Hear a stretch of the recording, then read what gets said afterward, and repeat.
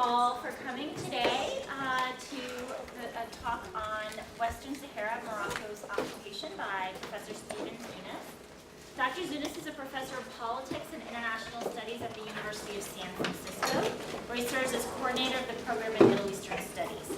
Recognized as one of the country's leading scholars of U.S. Middle East policy and of strategic nonviolent action, Professor Zunes serves as a senior policy analyst for foreign policy and focus, is an associate editor of the Peace Review and a contributing editor of Zunes.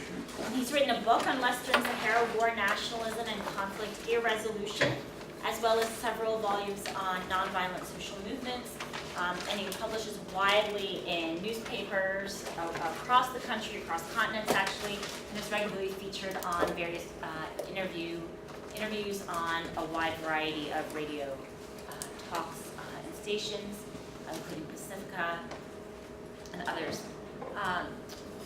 Today he's going to be speaking specifically about the Western Sahara, and I hope you give him your attention. Thank you very much. I really don't. I only have like 2 maps to show. I'm not going to be doing audiovisual kind of thing, and so I apologize for not being more front and center and having to turn your necks at this angle. But I'll just go ahead and start by celebrating the fact that your university has given you the opportunity to learn about Morocco, one of my favorite countries. And as many of you are learning, Morocco has a fascinating history, culture, architecture, cuisine, and more. It also has the distinction of being the first country to recognize the United States of America, underscoring the important historic ties between our 2 nations. And there's much to learn about and appreciate about Morocco. Unfortunately, Morocco is also engaged in an illegal belligerent occupation of a neighboring country, joining Russia and Israel in that dubious distinction. That country is Western Sahara. Western Sahara is a sparsely populated territory about the size of Italy, located on the Atlantic coast in northwestern Africa, just south of Morocco. Traditionally inhabited by nomadic Arab tribes known as Sahrawis, and famous for their long history of resistance to outside domination, the territory was occupied by Spain from the late 1800s through the mid-1970s. With Spain holding on to the territory well over a decade after most African countries achieved their freedom from European colonialism, the nationalist Polisario Front launched an armed struggle for an independent struggle against Spain in 1973. This, along with pressure from the United Nations, eventually forced Madrid to promise the people of what was then still known as Spanish Sahara a referendum on the fate of the territory by the end of 1975. The International Court of Justice heard irreditus claims by Mauritania and Morocco, which insisted that rather than giving the people of the country the right of self-determination, that the pledges of fealty to the Moroccan Sultan back in the 19th century by some tribal leaders bordering the territory, and despite the close ethnic ties between some Sahrawi and Mauritanian tribes, the right of self-determination was paramount. A visiting mission from the United Nations engaged in an investigation of the situation in the territory that same year and reported that the vast majority of Sahrawis supported independence under the leadership of the Polisario, not integration with Morocco or Mauritania. During this period, Morocco was threatening war with Spain over the territory and assembled over 300,000 Moroccans to march into Western Sahara to claim it as theirs, regardless of the wishes of the indigenous population, whose dialect, dress, and culture was very different from the Moroccan Arabs to their north. Though the Spaniards had a much stronger military during that time, they were occupied by the terminal illness of their longtime dictator, General Fransisco Franco. At the same time, Spain was facing increasing pressure from the United States, which wanted to back its Moroccan ally, King Hassan II, and did not want the leftist Polisario to come to power. As a result, Spain reneged on its promise of self-determination and instead agreed in November of 1975 to allow Moroccan administration of the northern two-thirds of the territory and Mauritanian control over the southern third. So there's kind of a line right here.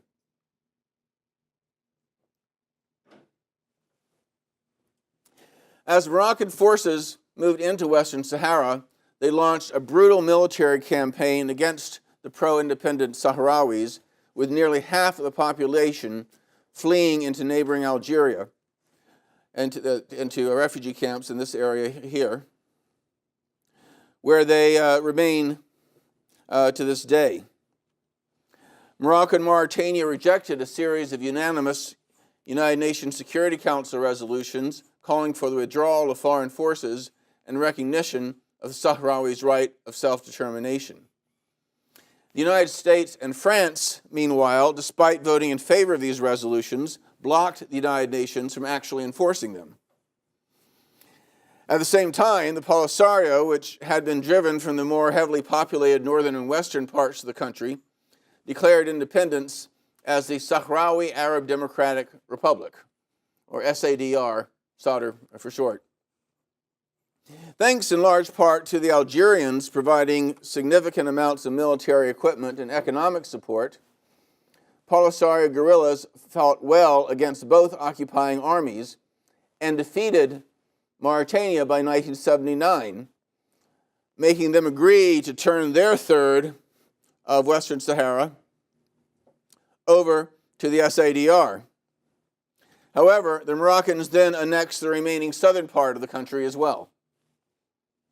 The Polisario then focused their armed struggle against Morocco, and by 1982 had liberated nearly 85% of the territory. I mean, all but this little northwest corner here became part of the independent Western Sahara. Morocco only could control this little section in here. Over the next 4 years, however, the tide of the war turned in Morocco's favor, thanks to the United States and France dramatically increasing their support for the Moroccan war effort, with U.S. Special Forces providing important training for the Moroccan army in counterinsurgency tactics. In addition, the Americans and French helped Morocco construct an 800-mile barrier, primarily consisting of two heavily fortified parallel sand berms, which eventually shut off more than 3/4 of Western Sahara, including virtually all of the territory's major towns and natural resources, from the Polisario. So let me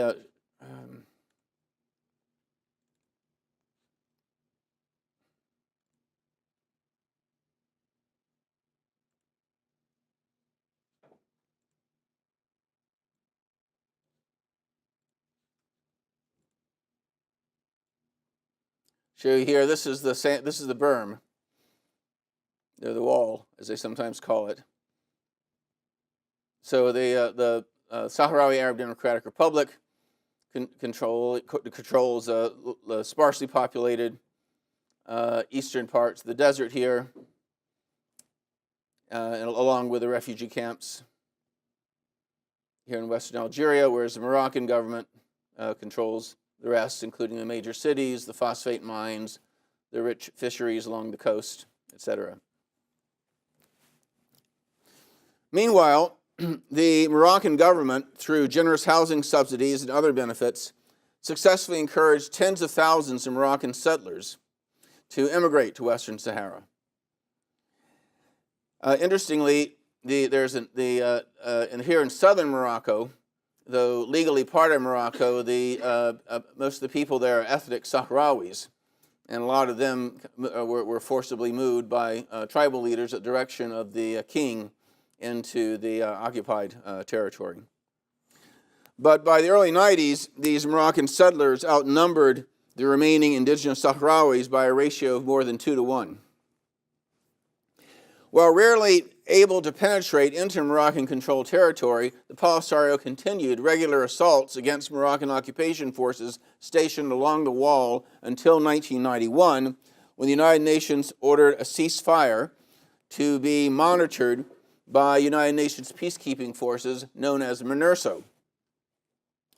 The agreement included provisions for the return of Sahrawi refugees to Western Sahara, followed by a United Nations-supervised referendum on the fate of the territory, which would allow Sahrawis native to Western Sahara to vote either for independence or for integration with Morocco. Unfortunately, neither the repatriation nor the referendum took place due to the Moroccan insistence on stacking the voter rolls with Moroccan settlers and other Moroccan citizens whom it claimed had tribal links to Western Sahara. The UN Secretary General, Kofi Annan, enlisted former U.S. Secretary of State James Baker as his special representative to help resolve the impasse. Morocco, however, continued to ignore repeated demands from the United Nations that it cooperate with the referendum process, and French and American threats of a veto prevented the Security Council from enforcing its mandate. In 2000, under President Bill Clinton, the United States successfully convinced Baker and Annan to give up on efforts to proceed with a referendum as originally agreed by the United Nations 10 years earlier, and instead accept Moroccan demands that the settlers be allowed to vote on the fate of the territory, along with the indigenous Sahrawis, who by this time, even counting repatriated refugees, would be the majority. Eventually, Baker came up with a proposal whereby both the Sahrawis and the Moroccan settlers would be able to vote in the referendum, but the plebiscite would take place only after Western Sahara experienced significant autonomy under Sahrawi elected leaders for a 5-year period prior to the vote. Independence would be an option on the ballot for the referendum, and the United Nations would oversee the vote and guarantee advocates of both integration and independence would have the freedom to campaign openly. And the United Nations Security Council approved the Baker Plan in the summer of 2000. Under considerable pressure, Algeria and eventually the Polisario reluctantly accepted the new plan, but the Moroccans, unwilling to allow the territory to enjoy even a brief period of autonomy and risk the possibility they would lose the plebiscite, ended up rejecting it. And once again, the United States and France blocked the United Nations from pressuring Morocco to comply with its international legal obligations, and Baker resigned. In what was widely interpreted as effectively rewarding Morocco for its intransigence, the Bush administration subsequently designated Morocco as a major non-NATO ally, a coveted status that's granted to only 15 key nations such as Japan, Israel, and Australia. The following month, the Senate ratified a free trade agreement with Morocco, making the kingdom one of only a half-dozen countries outside the Western Hemisphere to enjoy such a close economic relationship with the United States. U.S. aid to Morocco increased fivefold under the Bush administration, ostensibly as a reward for the kingdom undertaking a series of neoliberal economic reforms and to assist the Moroccan government in combating terrorism. While there has been some political liberalization within Morocco since King Mohammed VI succeeded to the throne following the death of his father in 1999, gross and systematic human rights violations in the occupied Western Sahara continue unabated, with public expressions of nationalist aspirations and organized protests against the occupation and human rights abuses routinely met with severe repression. Freedom House, the Washington-based human rights monitoring group, has ranked Moroccan-occupied Western Sahara as one of the dozen most repressive countries in the world, along with North Korea, Saudi Arabia, Sudan, Uzbekistan, and Tibet. Indeed, I have been to more than 80 countries, including Iraq under Saddam and Indonesia under Suharto, and I've never seen a worse police state than Moroccan-occupied Western Sahara. For the past 28 years, the Sahrawis have fought for their national rights primarily by diplomatic means, not by violence. They've honored the ceasefire despite Morocco not coming through with their end of the deal. Even during the height of the armed struggle against the occupation prior to 1991, Polisario forces restricted their attacks exclusively to the Moroccan armed forces. They never targeted civilians or engaged in acts of terrorism. The lack of resolution to the Western Sahara conflict has important regional implications. It has encouraged an arms race between Morocco and Algeria, and on several occasions over the past few decades has brought the two countries close to war. Perhaps even more significantly, it's been the single biggest obstacle to the fuller implementations of the goals of the Arab Maghreb Union, consisting of Morocco, Algeria, Libya, Tunisia, and Mauritania, to pursue economic integration and other initiatives that would increase the standard of living and political stability in the region. This lack of unity and greater coordination between these nations and their struggling economies has contributed to a dramatic upsurge in illegal immigration to Europe and the rise of radical Islamist movements. Nearly half of the Sahrawi population lives in the desert of western Algeria in the refugee camps under Polisario administration. The 150,000 Sahrawis living in these desert camps are largely self-governing. Demonstrations and strikes in the late 1980s forced the Polisario to democratize the governance of the camps, where they maintain a functional, if barely subsistence, economy, in large part through international aid.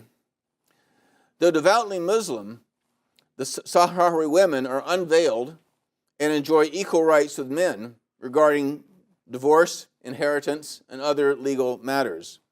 Sahrawi women also hold major leadership positions in the Polisario and the Sahrawi Arab Democratic Republic, including posts as cabinet members. Some observers note the irony that while France and the United States claim to seek the establishment of such democratic governments throughout the Arab and Islamic world, they've contributed greatly to the failure of the Sahrawis to establish such a democratic system outside the refugee camps by supporting the occupation of their country by an autocratic monarchy. Over the past 3 decades, the Sahrawi Arab Democratic Republic has been recognized as an independent country by more than 80 governments.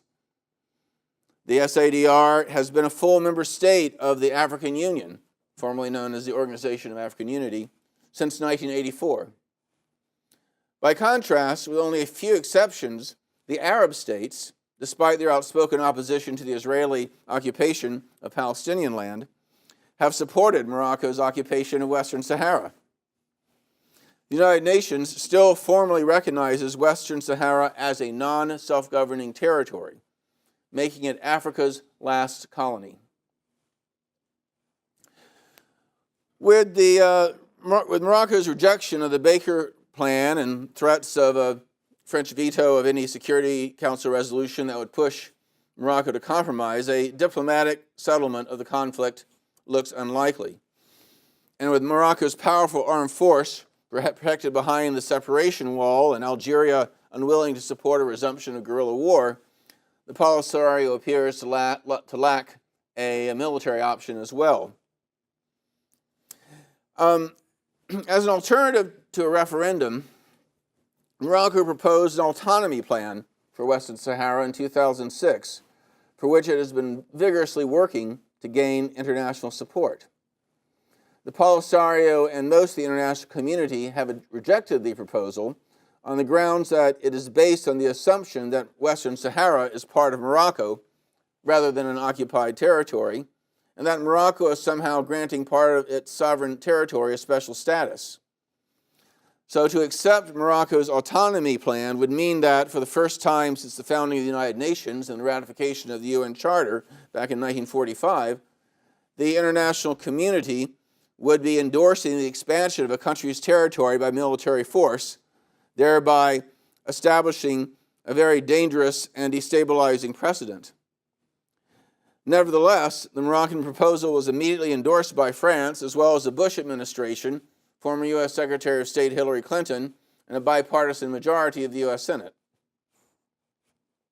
Now, if the people of Western Sahara accepted an autonomy agreement over independence, as a result of a free and fair referendum, it would constitute a legitimate act of self-determination. However, Morocco has explicitly stated that its autonomy proposal rules out, by definition, the possibility for the independence option to be submitted to the people of Western Sahara. The vast majority, by all accounts, do favor outright independence. International law aside, there are a number of practical concerns regarding the Moroccan proposal. For instance, centralized autocratic states have rarely respected the autonomy of regional jurisdictions, which has often led to violent conflict, such as Eritrea and Kosovo.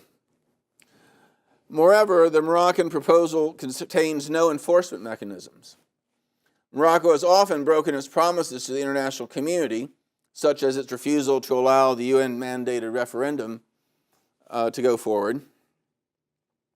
Indeed, a close reading of the proposal raises questions about how much autonomy Morocco is even initially offering, such as whether the Western Saharans will control the country's natural resources or law enforcement beyond local matters.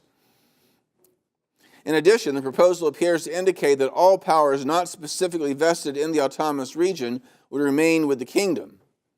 Indeed, since the King of Morocco is ultimately vested with absolute authority under Article 42 of the Moroccan Constitution, the autonomy's proposals insistent that the Moroccan state will keep its powers in the royal domains, especially with respect to defense, external relations, and the constitutional and religious prerogatives of His Majesty the King, appears to give the monarch considerable latitude in interpretation.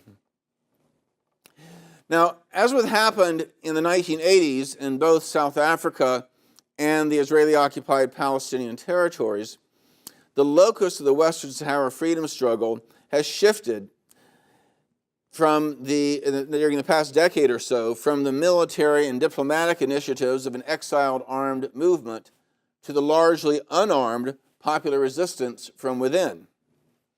Young activists in the occupied territory, and even in Sahrawi populated parts of southern Morocco, have confronted Moroccan troops in street demonstrations and other forms of nonviolent action, despite the risk of shootings, mass arrests, and torture. Sahrawis from different sectors of society have engaged in protests, strikes, cultural celebrations, and other forms of civil resistance focused on such issues as educational policy, human rights, the release of political prisoners, and the right to self-determination. They also raised the cost of the occupation for the Moroccan government and increased visibility for the Sahrawi cause. Indeed, perhaps most significantly, civil resistance has helped build support for the Sahrawi movement among international non-governmental organizations, solidarity groups, and even sympathetic Moroccans.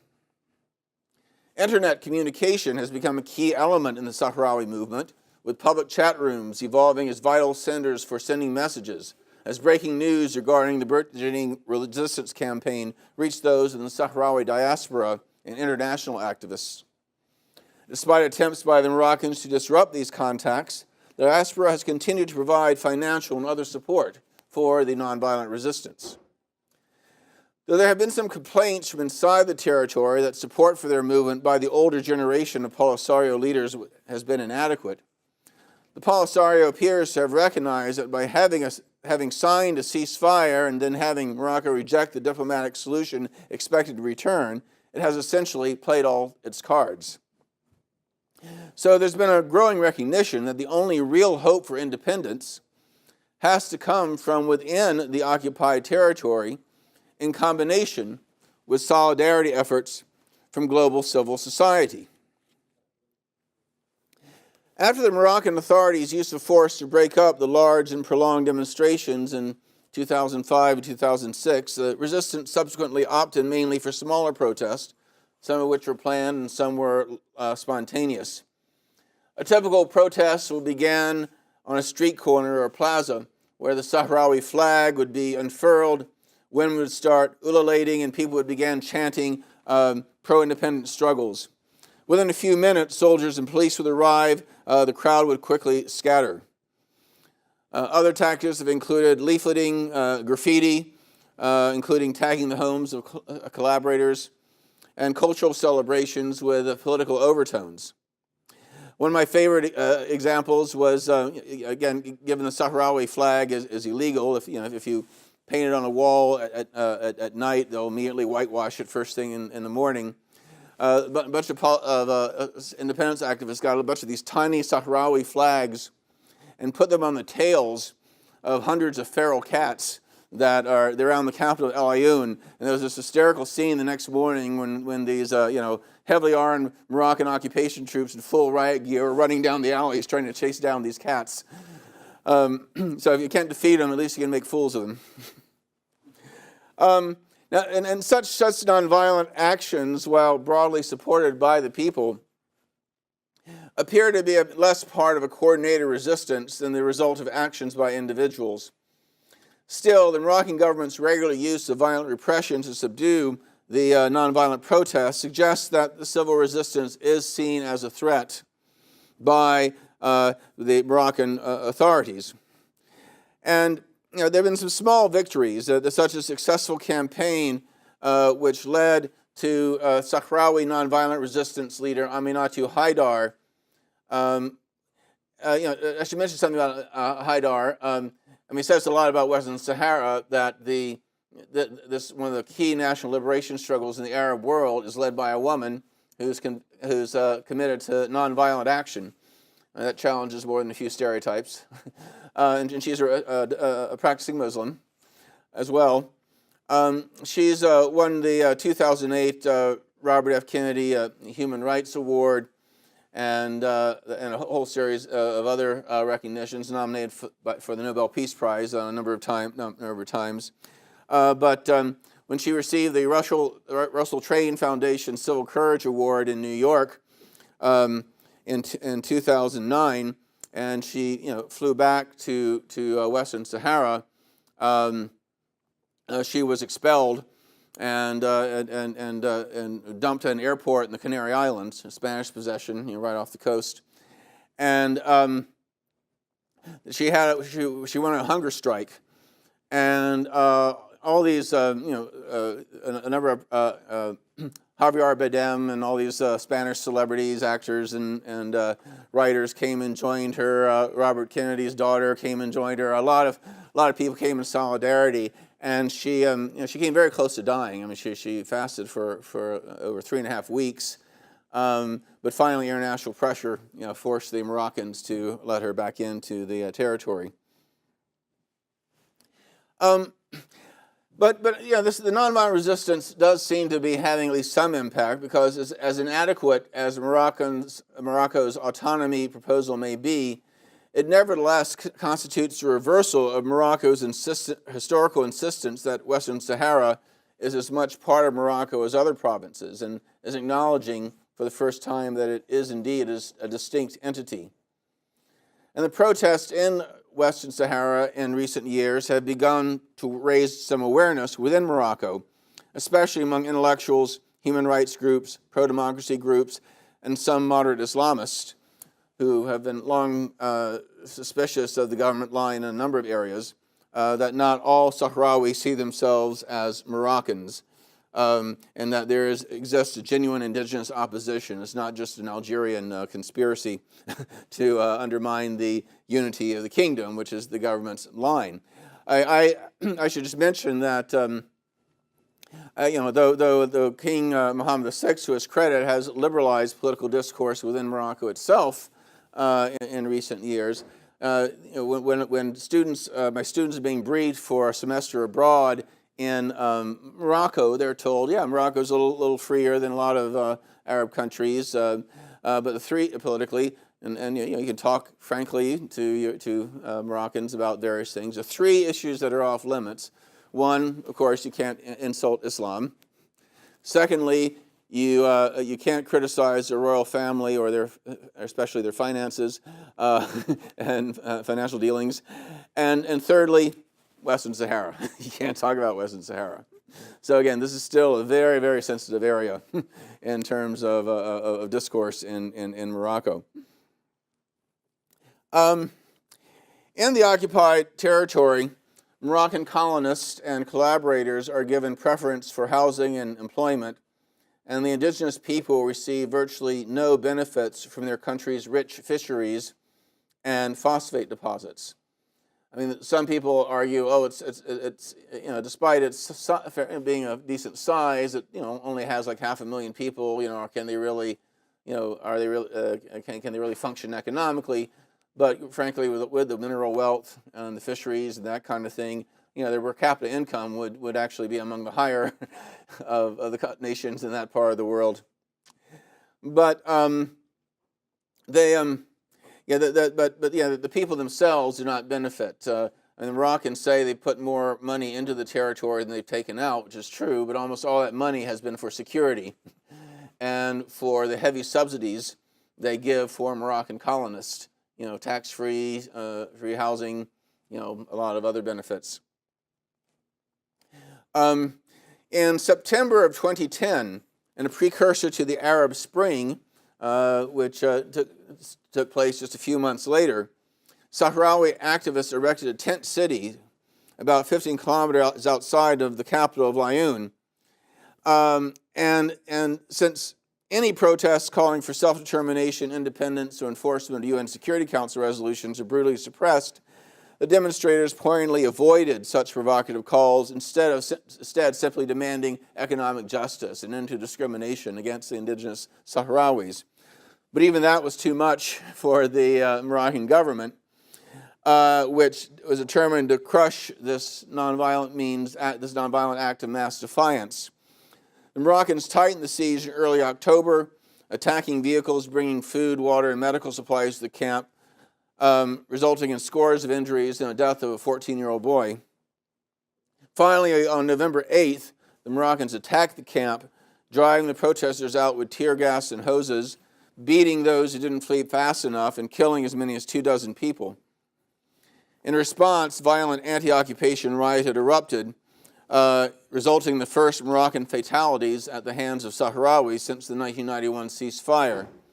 This then triggered the burning and pillaging of Sahrawi homes and shops, killing of dozens of activists, and the arrest of scores of others, some of whom were charged with treason and hauled before military courts. One of the obstacles to the internal resistance is that the Moroccan settlers outnumber the indigenous population now by a ratio of more than 3 to 1, and by even greater numbers in the major cities, making certain nonviolent tactics that have been used effectively in other struggles more problematic. For example, a general strike would unlikely be effective since the large number of Moroccan settlers, combined with the minority of indigenous Sahrawis who oppose independence, they could likely fill the void resulting from the absence of much of the Sahrawi workforce. Although that might be alleviated by growing pro-independent sentiments among some ethnic Sahrawi settlers from southern parts of Morocco, it still presents challenges that have not been faced by largely nonviolent struggles in other occupied lands, such as East Timor, Kosovo, and the Palestinian territories. In 2013, the United States, for the first time, included in the semi-annual renewing of the mandate at MINURSO at the United Nations a provision giving the UN peacekeepers the authority to monitor the human rights situation in both the Moroccan-occupied Western Sahara and the Polisario-administered refugee camps. MINURSO has been the only UN peacekeeping operation in the world without a human rights mandate. Under pressure from Morocco, France, and some pro-Moroccan sectors of the Obama administration and Congress, the United States then dropped the human rights provisions in the resolution renewing MINURSO. In response, new waves of protests erupted, including some of the largest demonstrations in the history of the occupation, despite ongoing repression by Moroccan forces. In 2016, Moroccans expelled the civilian members of MINURSO in violation of the 1991 ceasefire agreement, but the response to the United States was muted, and along with France, blocked the United Nations from taking action.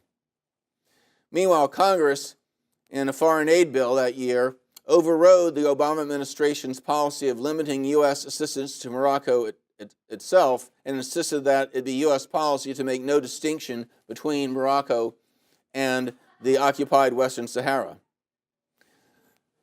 By contrast, the European Court has invalidated a series of trade agreements between the European Union and Morocco that fail to make this important legal distinction. Until then, EU trawlers, ships from the European Union could fish off the rich coast here and label it as being made in Morocco, from Morocco and everything. But now the European Court says, hey, you can't do that. You have to make this is occupied territory, because international law is very clear that you cannot exploit the natural resources of an occupied territory unless it directly benefits the population. Similarly, a New Zealand, a freighter from New Zealand, which was taking phosphates from Western Sahara, sailing to New Zealand, and phosphates, as you may know, is a critical mineral for fertilizer, and Western Sahara is like the third or fourth largest producer in the world. When the ship stopped in Durban, South Africa for refueling, the South African government they impounded it as essentially carrying stolen goods. So there are responses in the international community to the occupation. The main problem again right now is the U.S. and France protecting their ally Morocco from international accountability.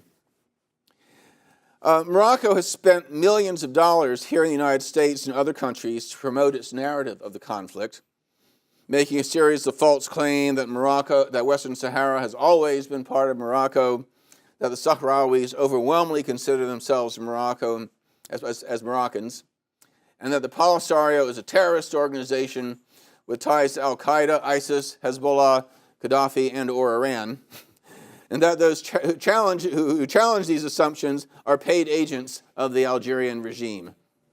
You should see my Twitter feed. I'm attacked constantly as an Algerian agent, even though I also have, tweeted and done other organizing work against the Algerian government's human rights abuses, and I've worked with Algerians who are trying to work for human rights there. So I'm no fan of the Algerian regime, but this is sort of the label that comes down if you oppose, you raise questions about the Moroccan occupation. The Moroccans have been largely successful at keeping the foreign media and investigators from Amnesty International and other human rights groups out of the country. And highly paid Washington lobbyists have convinced bipartisan majorities of Congress to support the Moroccan takeover of the country. And in one particular notorious example of influence peddling, OCP, which is the government-owned mining company illegally exploiting Western Sahara's rich phosphate reserves, was the principal funder of the Clinton Foundation's 2015 Global Initiatives Conference in Marrakesh.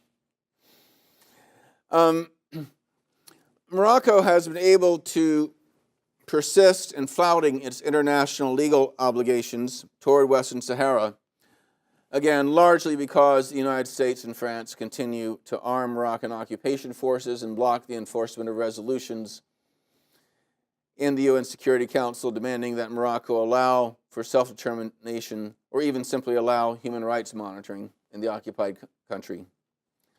So now, at least as important as nonviolent resistance by Sahrawis is the potential of nonviolent action by the citizens of France, the United States, and other countries that enable Morocco to maintain its occupation.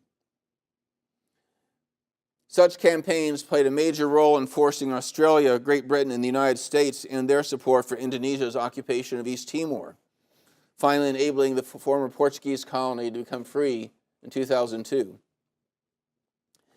The only realistic hope, then, to end the occupation of Western Sahara, resolve the conflict, and save the vitally important post-World War II principles enshrined in the United Nations Charter, which forbid any country from expanding its territory through military force, may be a similar campaign by global civil society.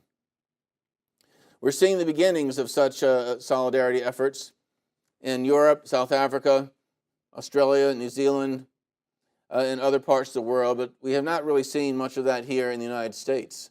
Most people, even those who are concerned with issues in the global south. They were concerned about Palestine. They were concerned about Burma, concerned about Syria and other humanitarian crises around the world. Don't hardly know anything about Western Sahara. And so I would argue that, and the important thing is you can oppose the government's policies without opposing the country itself. I mean, just as one can support Israel's right to exist and admire its special role as a homeland for the Jewish people while simultaneously opposing its occupation of Palestinian lands, one can love Morocco while opposing its occupation of Western Sahara. So while I hope you'll continue to explore and celebrate the wonders of Morocco, I also hope that you'll be able to acknowledge the grave injustice it has inflicted on the people of Western Sahara and recognize our obligations as Americans and our beliefs in human rights and the rule of law to challenge the U.S. government's ongoing support for the Moroccan occupation. Thank you.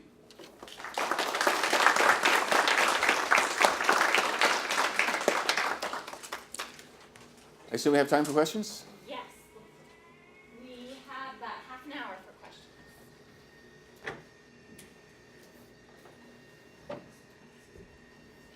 Yes. So you mentioned the justification behind Morocco's occupation of Western Sahara. What were some of the reasons why they wanted to go for it in the first place? You mentioned phosphate. Were there any Yes. Well, I mean, a lot of people do look at the economic issues. I mean, the phosphate reserves. They have suspected but unproven oil reserves. A number of oil companies from both the United States and Europe have been exploring and the rich fisheries, etc. But my own view is that it was actually more for political reasons. So let's go back to the mid-1970s. In the previous 25 years, there had been a series of military coups against monarchies by left-leaning nationalist military officers. That happened in Egypt. That happened in Iraq. It happened in Egypt. There are a couple of attempts in Jordan. And a lot of people figured Morocco might be next. Indeed, in the early 70s, there were two almost successful coups. I mean, they came this close to overthrowing King Hassan. And a lot of people saw King Hassan as being, kind of neo-colonial. I mean, the royal family, speaks better French than they do Arabic. They have very close ties, to France and everything. So there are some, and he thought it'd be a good time to play the nationalist card, if you will. And there's this,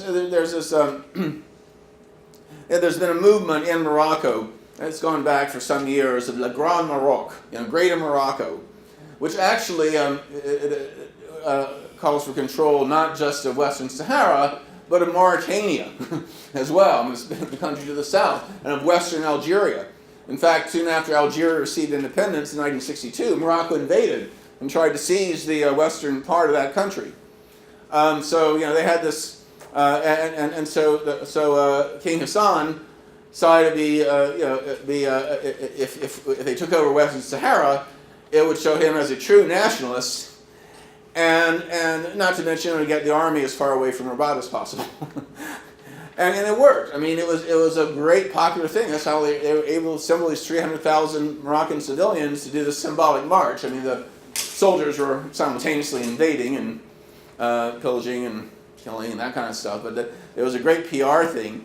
And across the political spectrum, to right-wing nationalists, to even the socialist and communist parties, all endorsed the takeover of Western Sahara. So it was this great unifying thing. And of course, when most countries kind of, invade, take over countries, they think, oh, well, we welcome as liberators. It's going to be easy. But they end up being bogged down in this, 15-year armed, counterinsurgency war, and they still, haven't won the hearts and minds of the Sahrawi people. Yes. So you said a lot of people don't, they're interested in the Palestinian cause and all that, but they don't even know about are journalists specifically blocked? Like, what is the lack of information? Pretty much. I mean, they don't like journalists getting in. One exception was that Amy Goodman of Democracy Now!, I don't know how many of you are familiar with that show, she was able to get in. And there's a remarkable hour-long documentary about their days there, including their harassment being followed and all sorts of stuff. That's it's quite revealing. But generally, the only journalists they allow on is through people with government minders, and that kind of thing, to make sure you see the right people. I mean, you're a Spanish journalist, BBC. I mean, others coming in are routinely turned away. I got in only because I kind of I didn't fly into LAU, I ended up kind of being grubby and a kind of backpacker mode. I had my beard out, and I was traveling with my 16-year-old daughter. She speaks quite good Spanish, and so I didn't want a translator anyway. But we just like this dumb American tourist, who wanted to see the desert, and so I was able to get through. But it's pretty hard for outsiders to see it. Again, occasionally they'll have they have a couple conference centers where they'll bring in outsiders, but again, people are carefully monitored and the like. Yes. So does the blockage of journalists apply just to King Hassan II, or does it apply to the current? No. It's always been the case. And again, Moroccan, journalists, the rest of Morocco, it's cool. It's just the Western Sahara that things are difficult. Yeah. So you kind of touched on her question earlier, and you mentioned that this is kind of akin to some of the, human rights issues we see in North Korea, right? So why is this widely undiscussed here? Because I didn't know a lot about this, and I would bet a lot of people haven't even. Oh yeah. In part, there's always kind of a bias. We tend to. Going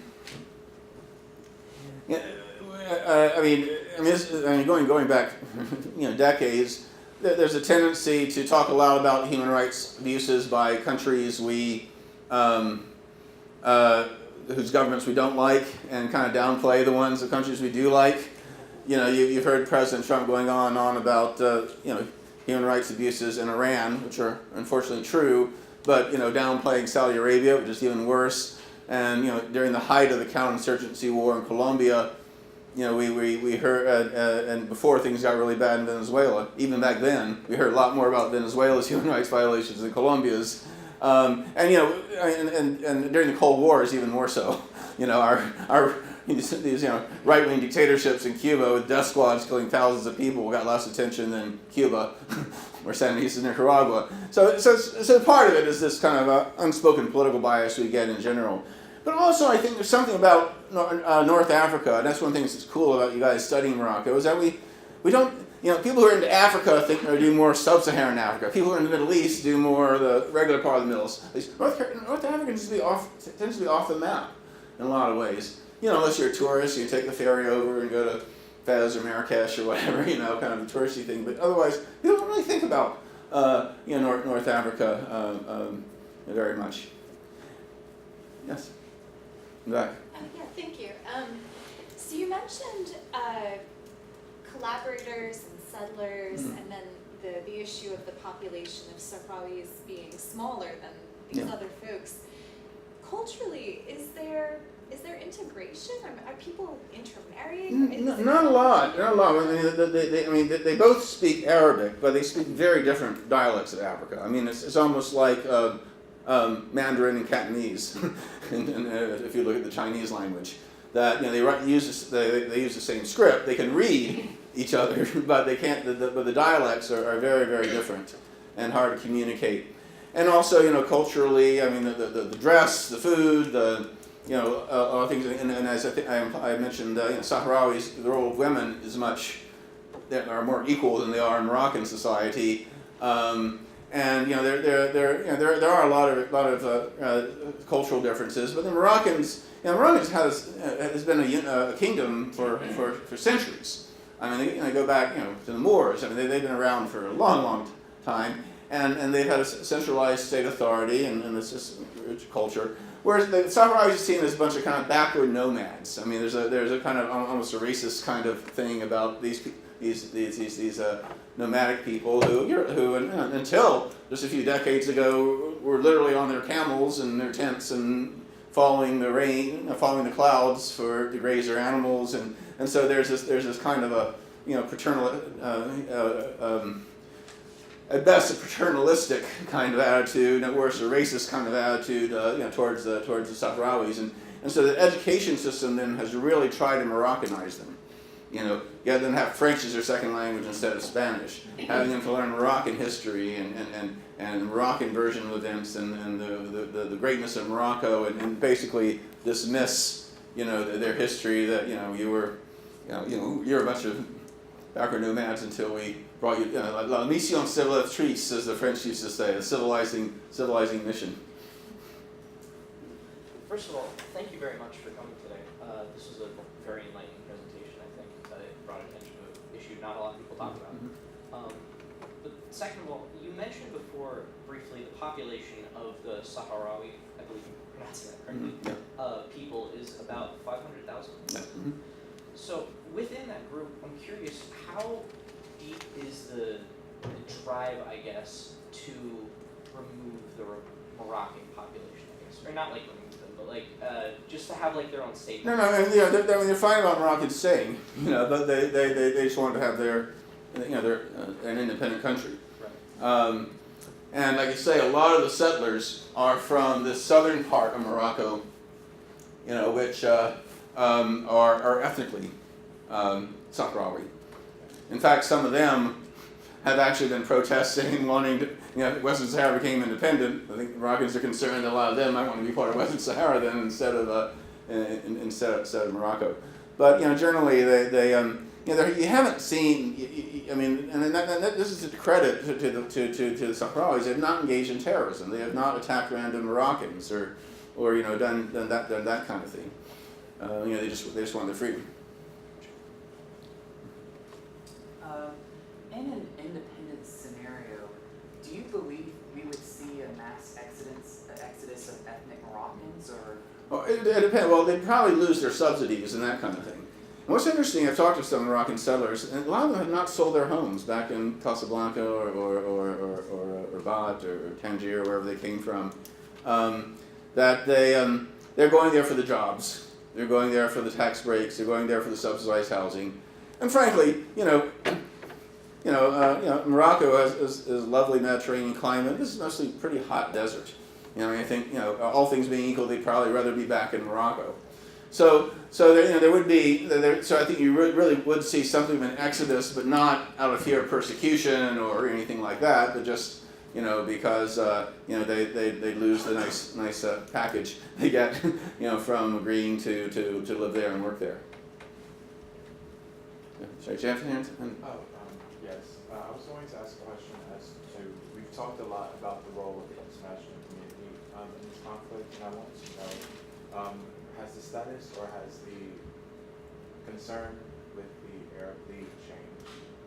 No, they're pretty much sticking with Morocco. Morocco's a founding member of the Arab League, and they generally certainly the monarchies support them. The Saudis supported billions of dollars to help Morocco in this whole thing in terms of when the war was going on, and then helping these big infrastructure projects and stuff they've tried to do to win the hearts and minds and build a settlement. So there's this kind of monarchical solidarity. But they have good relations with some of the other Arab countries as well. Algeria really is the only member of the Arab League that has been at all supportive of the Polisario, and ironically, even the Palestine Authority, despite certain analogous situations with the Western Saharans, has largely backed Morocco as well. Could you describe maybe the perspective of the Amazigh people in Algeria? I'm sorry? Could you describe the perspective of the Amazigh or the Berber people in Morocco and Algeria? Yeah, well, they've been trying to. Obviously they have their own issues around rights, mostly not as much independence, but at least cultural rights and end of discrimination and the forced Arabization and that kind of thing. And actually, to the King Mohammed's credit, he has been talking about some degree of decentralization and some degree of greater autonomy for the for the Tamil Berber minority. What's made that a little tricky is that he does it in the same breath, same statement as autonomy for the Sahrawi people, as if they're analogous. And of course, the Berbers are well within Morocco's recognized international borders, whereas of course the Sahrawis are an occupied territory. So there's an important legal distinction. Yes. As far as the international community, you've talked mostly about the West and MENA countries. Do you happen to know what is the opinion or the position of other non-Arab African? Yeah, well, as I mentioned, they're a full member state of the African Union. That they, in fact, even held the vice presidency a couple of years ago. So they've been recognized by a majority of African countries. In fact, South Africa, next to Algeria, is probably Western Sahara's biggest defender in terms of the international community. There are a few conservative African countries, especially those with close ties to France, that have been backing Morocco. But by and large, the Africans are very solidly in support of Western Sahara. Same with Latin America, in part because being a Spanish colony, and Spanish being second language, they've had very close ties. The vast majority of Latin American countries also recognize Western Sahara. And they also have support in parts of Asia. India has full diplomatic relations, and a number of other South and Southeast Asian countries. But so far, no European country and no Arab country except for Algeria, has recognized their independence. So in many ways, it has become one of your classic third world causes, because it is seen as one of the last areas of decolonization, because decolonization, by definition, requires an act of self-determination. Now that they can determine to be part of Morocco. If they had a referendum, they decided to go to Morocco, fine. I'd have no objection to that, and it's their choice. But I think most people's issue is they need to have that choice. Because if you go to the United Nations and you see, their exhibit on decolonization, you'll see a couple little islands here and there that are still considered non-self-governing territories, and then you see this, then you see Western Sahara, which is by and far the largest unsuccessful decolonization effort in the world. And I think that's why it has so much support for the Global South, because obviously countries of the Global South know a lot about colonialism.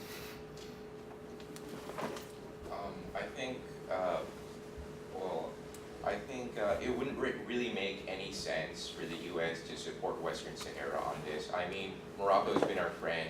The monarchy of Morocco has been our friend for like 200 years, especially during the Cold War. Yeah. And a lot of people have mentioned they never heard of Western Sahara. No. I wish I never heard of Iraq and Afghanistan. Yeah. Like they wouldn't be causing us problems. Yeah. So I think you mentioned a lot like the 1950s and 60s. A lot of monarchies were falling, but it's 2018 and monarchy seems to be the most stable form of government in the Middle East. So. I would disagree with that only because the monarchies that keep people down in terms of repression, often create the kind of reaction that leads to extremism and instability. But I think, it comes down to the broader question. Is should U.S. policy be based on kind of narrow realpolitik, or as a country that's supposed to subscribe to certain values, consider issues of human rights. And this is a big thing about Saudi Arabia right now with the apparent murder of that Washington Post columnist, Khashoggi. And there's a lot of pressure saying, hey, this is like totally uncool. We shouldn't put up with this. Whereas Trump and a few others are saying, yeah, but we got $110 billion worth of arms sales out here, and our friend. And so in many ways, this is a familiar debate. But again, I would argue that it's a very bad precedent. If Morocco can get away with expanding its territories by force, that could give license to other dictators who might want to try to do a similar thing, like when Saddam Hussein invaded Kuwait, for example. And it also, as I mentioned, it makes the Arab Maghreb Union impossible. And I think if these countries could become sort of a North African EU, it would do a lot to stabilize these countries economically, and the immigrant flow and all these problems would be less so, and so I think there are a whole number of reasons why I think in the long term it would be in America's interest to support self-determination. I mean, remember we supported Indonesia's occupation of East Timor for many decades, and basically civil society mobilized to a point where it got too embarrassing. The Indonesians had killed like a third of the population, like 200,000 people, and it just got to the point where the Clinton administration, along with their counterparts in Britain and Australia, had to say to the Indonesians, this is you're becoming a political hot potato now. You should allow these people the right for self-determination. Of course, they had a referendum, which the Western Saharans have not yet had. East Timor, overwhelming independence, and East Timor is now free. Yes? Yeah, yes? Yeah, I had a general question. There are occupations and there are occupations. In terms of intensity of the occupation, there are differences. For example, the Palestinian. Either you go back 67 or 48, whenever, there was no Israel at one time, and there were the people taken over. And all these occupations, even this one, gradually you transform the population, and then the problem is resolved. The natives are gone. Yeah. You did not mention Kashmir is another thing. Yes, of course. In India, it's the same kind of situation. On the matter of human rights and principle, there are all sorts of resolutions. All sorts of resolutions. But who's going to enforce those resolutions? And again, that's why I keep bringing up East Timor. That East Timor used to be considered the ultimate triumph of realpolitik. In fact, what Western Sahara has been recognized by 80 countries. I think only 3 countries recognized East Timor. Everybody's backing the Indonesians because they're such an important country. They outnumbered East Timorese by a ratio of 200 to 1. I mean, it was like no way East Timor is ever going to be free. But again, a global civil society was able to mobilize and make that an issue. But I think it's going to be an issue, even putting aside what the international community thinks or does. What I've noticed is that the younger generation of Sahrawis are at least as nationalistic as their parents, despite all the push for Moroccanization. Despite all the efforts to win the hearts and minds. I mean, you go to El Ayoun, it's much fancier and the infrastructure is much better than you find in most Moroccan cities. They got stadiums and convention centers and all this stuff, really fancy stuff. It's not working.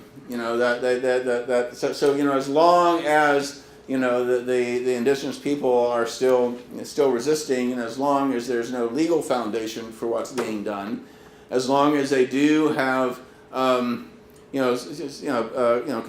influential countries like South Africa and Algeria and others in the African Union pushing the cause, and as long as you do have at least some people, again not as much in the United States, but certainly in Europe and others, civil society groups kind of pushing. I don't think they're going to get away with it. I think this is going to be an issue for population ratio decades to come. Well, again, Morocco is now outnumbering people 3 to 1. If you bring the refugees back, it would be maybe 3 to 2.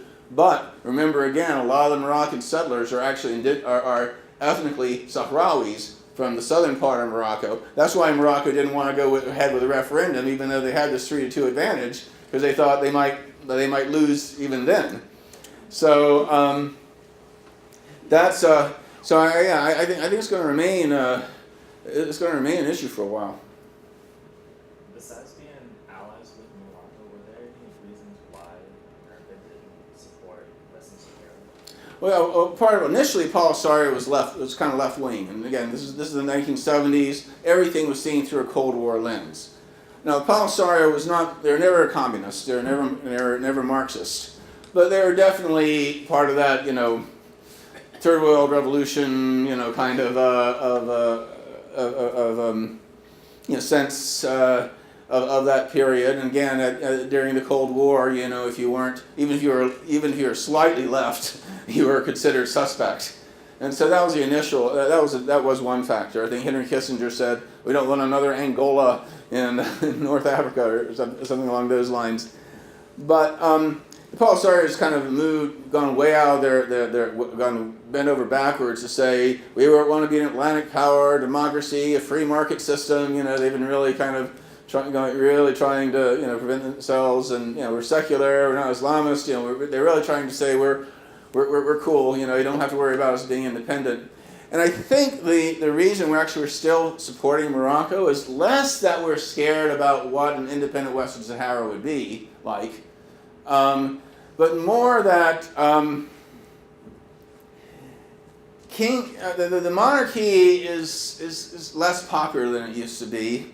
That there's a lot of dissent about corruption, about inequality. I mean, in terms of social statistics, Morocco, is if you don't count Libya, which is in total chaos right now, but generally it is in terms of inequality the worst in North Africa. In terms of basic social statistics like life expectancy, infant mortality, I mean that kind of thing, they're the lowest, even though they have the potential of being fairly well off because of this endemic corruption, crony capitalism. And while the repression is lessened in some levels, it's still there in some other levels. And a lot of people are getting kind of, there's growing dissent from both the left and from the Islamists. And I think the concern was that if they had this referendum, Morocco would certainly lose. And Moroccans have been told for decades, oh, they're all pro-Moroccan, they're just a few of these Algerian-paid hacks, and they found we've sacrificed all these lives during the war, sacrificed billions of dollars that could have stayed in Morocco to build this infrastructure, and we're being lied to about this as well. We're afraid people will be so upset that it might add to the anti-monarchy feeling and threaten its survival and be replaced by who knows what, And so, I frankly, I think the monarchy is more stable than that, but I think, there's that concern. That we really want to keep this, make sure that our ally, our good ally there, is firmly, firmly entrenched. So again, originally it was Cold War stuff, but I think more recently it's gotten into this thing kind of a post 9/11 stability at all costs, at least in the short term. We have time for probably one. Okay, how these two have their hands up, and then we can. Yeah. Okay, so you mentioned Kosovo and Palestine, so intervention there and lack thereof. But compared to those notes of time span, how does Western Sahara compare? Well, I mean, it's been occupied since 1975, and then whereas in Kosovo they had autonomy until the early 90s or late 80s. So in terms of feeling like an occupied territory, I guess you could say about 10. That lasted 10 years. In terms of Palestine, if you count depending if you're counting from 48 or 67, I think most people look at 67 because that's the legally recognized occupation. That's been going on 70 years. So Morocco, Western Sahara right now ranks up along with the Palestinian territories and Korea during its 50 years of Japanese occupation in the early 20th century is one of the 3 longest occupations, or at least legally recognized occupations in modern history. I should mention that West Papua, Tibet, Kashmir, Chechnya, I think one could make a moral case for self-determination in those cases. And the people of those countries probably feel like they're occupied, but legally speaking, Western Sahara and the Palestinian territories are the only recognized by the United Nations, by the international community, non-self-governing territories or countries that are under a foreign belligerent occupation. And so the lack of intervention, like say in Kosovo. Yeah. From the U.S. Yeah. Again, when we say intervention, we're not talking about bombing, going to war like in Kosovo, but at least imposing economic sanctions or other things that would pressure Morocco to allow for self-determination. And again, the emphasis is not I say self-determination, not independence, because again, from what I know, if given the choice, Sahrawis would overwhelmingly choose independence, but again, they don't have to. the point is they have the right to decide whether they want to be independent or part of Morocco, and in giving them that choice is what's critical, legally, and I think I would argue morally as well. I want to thank you again for these discussions today. My question was, how stunted has the growth and modernization of Western Sahara been due to these conflicts in the region? Well, I mean, in terms of infrastructure, the Moroccans, it was great. Like I say, you go look at El Ayoun or Dakhla or the major Western Saharan towns, and they're so much modern and cleaner and more functional and more boring, I should say, as compared to Moroccan cities. So in terms of you define development in terms of infrastructure, it's been good. It's been a very positive kind of thing. But again, this has largely benefited Moroccan settlers and not the Sahrawis themselves. And like most people, they'd rather be poor and free than better off and unfree. It's hard to say. I mean, I think. The Polisario, they essentially run these camps and sparsely populated areas of the unoccupied zones on the eastern part. They essentially already function as a government, and they've done a remarkable job in the camps. I mean, development experts have come down and just been amazed, given how little they have.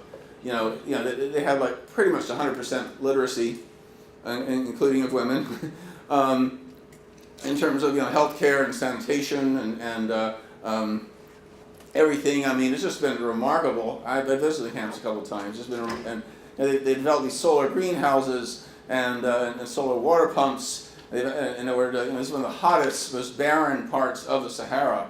And given how well they've done with so little, if they actually had a country, the whole country, I think they do well. So I think in terms of sustainable development, in terms of more equitable development model, as opposed to Morocco's more neoliberal / crony capitalist kind of top-down economic development.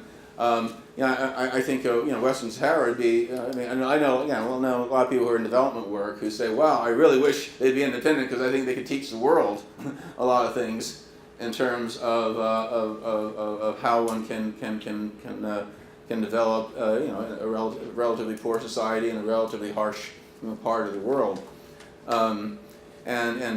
So in terms of what they've missed out in development, that's more what I think about in terms of what they've lost, what they've missed out on. Because again, if you visit there, in terms of straight infrastructure, it looks pretty impressive. But again, it hides the more basic issues or development, the more broader, sustainable sense of the word, from obvious view. Great. Well, thank you all. Let's give our speaker one last